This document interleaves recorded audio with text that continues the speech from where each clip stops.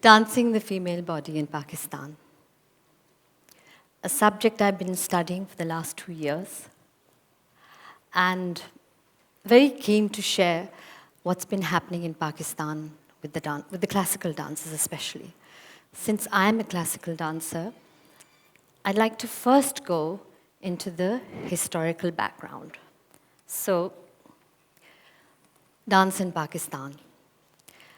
I have to go pre-partition. I have to go back in time because only going back in time actually gives a perspective on what's happening presently in our country.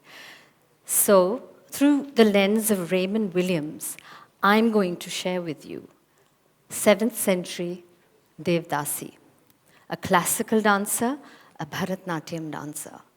She was revered, she enjoyed economic independence, she was extremely skilled. Yes, she was married off to the temple, and that was considered very sacred by the Hindu families, which would wed their 18, 16, 14-year-old girls to the temple. Something that's unbelievable today. You couldn't even imagine something like that in the age we live in.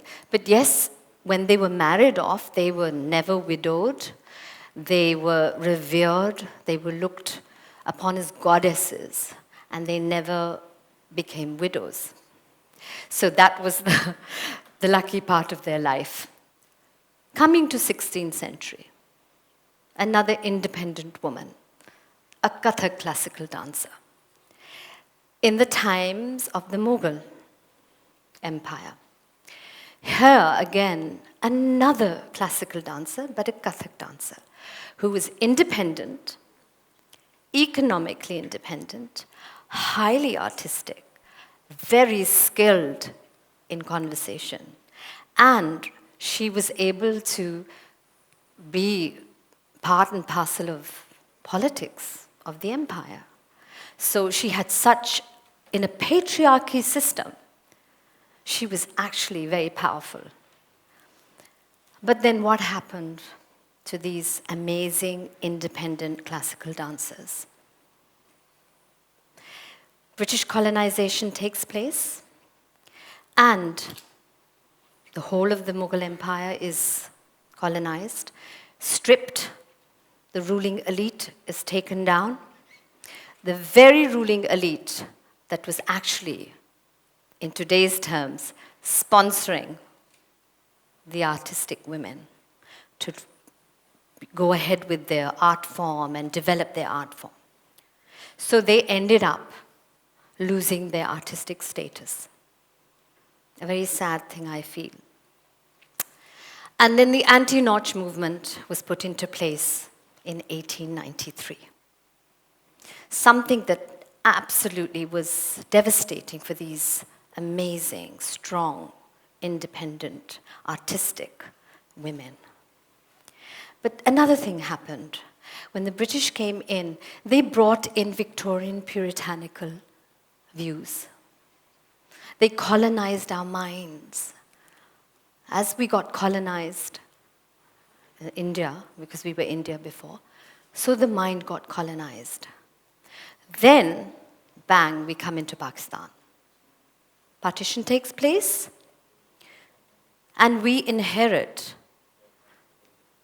the Kathak dancer and the Bharatnatyam dancer. We had amazing dancers, classical dancers, that came into Pakistan. But what happens with these dances is the question. Is that I would like to make it clear and kind of talk a little about what happened to Kathak. Because Pakistan felt closer to Kathak because of its Muslim root and the connection of shairi and poetry and Urdu and the whole invention of Hazrat Amir Khusro of the tabla in the 14th century and the sitar that became part of our musical element and became part of our vocabulary, our music and dance vocabulary. But then, in 1977, the very same classical dancers were colonized again by Zia's regime. No objection certificates were placed upon them. They could not perform. Women were not allowed to perform. Being a classical dancer, being a female classical dancer, there was no question of us performing. I was a victim of that.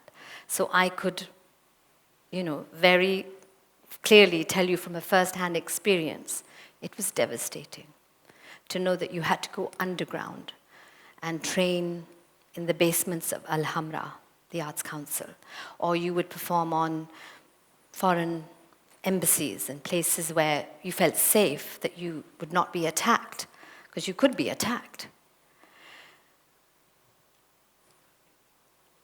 But I would also like to talk about the fact that Bapsi Sidhwa talks about the twice colonized woman. Once by the British colonization, and twice by the men of the subcontinent.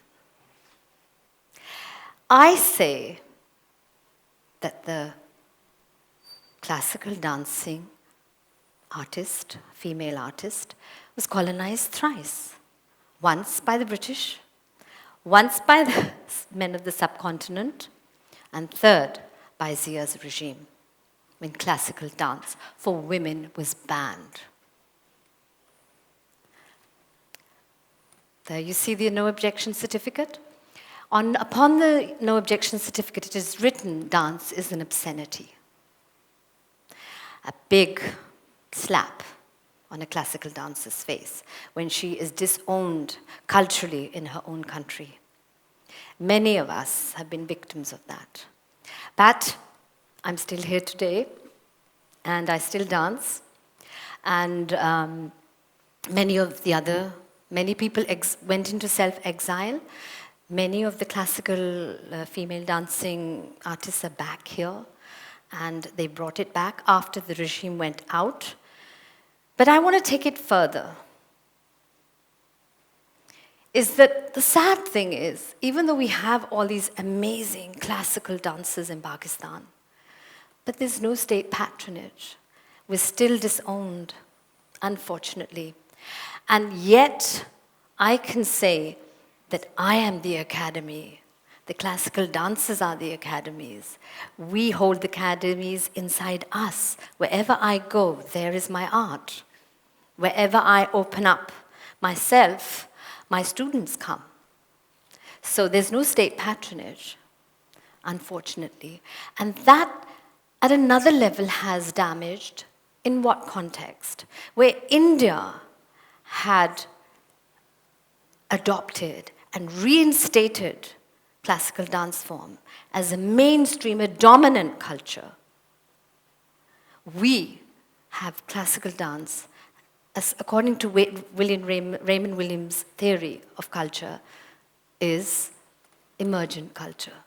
It's there, it exists, but it's not mainstream. It's on the periphery. We're always on the edge. All the classical dancers live on the edge. So, and yes, we're coming from residual culture, from an Indic past. So the state says, but you have this Indic residual nature, so how can we adopt you? Kathak, classical Kathak, has been a lot more revered because I think the association is closer, and we tend to face less. Because I'm a classical Kathak dancer, I tend to feel that I'm still a little more accepted. I think there's been a lot of, through experience, I've questioned this in myself when I meet families and parents of the children I teach, and I see that our mindset is still colonized. We're still concerned about the fact that, does this belong to Pakistan? Is classical Kathak, is classical dance something that is part of our mainstream culture? Or is it not? I don't want to go into all the ways that I could justify, because it could be touching sore points. So I'd rather just stay with the fact that yes, it still needs a lot of acceptance. I think if the state starts accepting the fact that classical dance is part of our cultural expression, because when we look at Mohenjo-daro and we look at Mehergarh, we see the classical dancing figure. And we see historical reference on our land that really, really justifies that, yes, dance existed on the land, on this soil that I'm standing upon right now. So let's take it further. What happened, it's very interesting because while I'm talking about the female dancing body, I cannot turn a blind eye to the fact that the female body in itself has gone through a lot. She's been a victim of patriarchy, control, capitalism, consumption, and that is what happened to some of the classical dance that came into Pakistan. So when I link it there, I link to the degeneration of Kathak in our country. Bharatnatyam, it couldn't happen to Bharatnatyam because it was a temple dance. It was considered sacred, it was considered something you could not tamper with. But Kathak was hijacked